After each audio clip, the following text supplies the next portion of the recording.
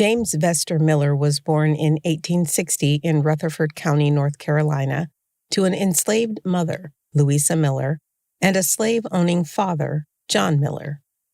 After the Civil War, Louisa took her 3 children and their newfound freedom to Asheville, North Carolina. She found work as a cook in a boarding house. In his youth, James developed a fascination with bricks and soon mastered the brickmason's trade. He learned his craft by working at brickyards and construction sites, eventually apprenticing with the city's best brickmasons. His exceptional brickwork caught the eye of Asheville's leading architects, including Richard Sharp Smith, the supervising architect of the Biltmore House and the Young Men's Institute. Miller also worked for some of the top contractors in Asheville. His contemporaries said he had an eye for perfection. James and his wife, Violet, had 6 children. 4 of their sons became master bricklayers and joined their father in the family business, Miller and Sons Construction. A 5th son, Dr. Lee Otis Miller, became one of Asheville's first African-American physicians.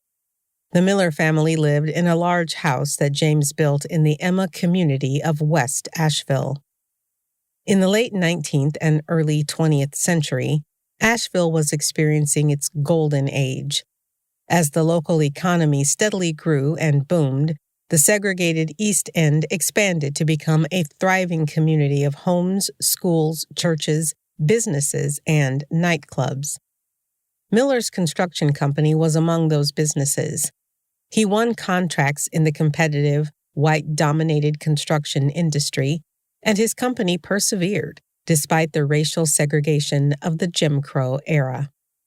Miller built a number of churches, residences, and commercial and government buildings in Asheville.